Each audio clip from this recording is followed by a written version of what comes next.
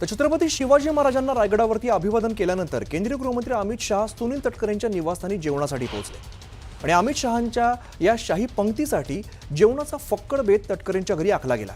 आता तटकरेंच्या घरातल्या या लंच डिप्लोमसीनंतर रायगडच्या पालकमंत्री पदाचा तिढा सुटणार का याची राजकीय वर्तुळामध्ये चर्चा आहे। खुद्द केंद्रीय गृहमंत्री अमित शहा तटकरेंच्या घरी जेवणाचा आस्वाद घेणार होते, त्यामुळे या व्हीआयपी पंक्तीमध्ये खाने में क्या है याची उत्सुकता सुद्धा सगळ्यांना होती।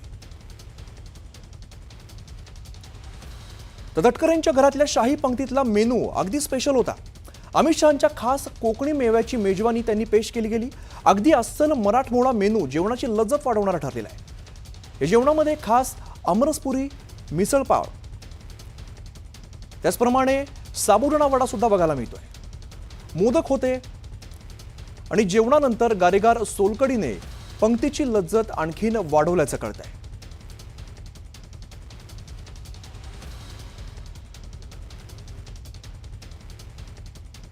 तर या शाकाहारी जेवणासोबतच मांसाहारींसाठी सुद्धा तिखटाचा जंगी बेत होता अशी माहिती आहे।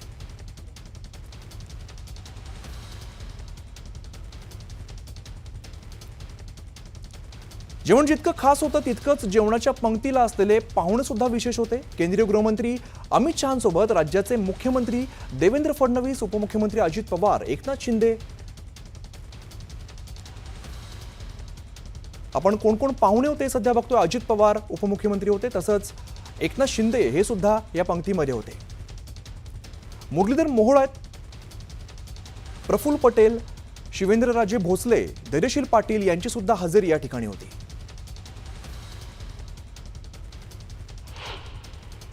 ही भेट नाही, ही एक कौटुंबिक भेट आहे आणि पक्षाच्या पलीकडे जाऊन कौटुंबिक स्नेह कसा असू शकतो, कसे विचार असू शकतात, हे आज अमितभाईंच्या भेटीने या ठिकाणी दाखवलं। आजच्या भेटीत पालकमंत्री सोडाच कुठल्याही राजकीय विषयावरती बिलकुल त्या ठिकाणी चर्चा नाही। उलट खेळीमेळीच्या वातावरणामध्ये अनेक गोष्टींची चर्चा झाली। माझं कर्तव्य होतं, मी भरतशेठ गोगावले, उदयजी सामंत, महेंद्र दळवी या सर्वांनाच मी निमंत्रित केलेलं होतं। शेवटी का आले नाहीत मला माहीत नाही, पण शेवटी माझं कर्तव्य आहे ते मी करणार।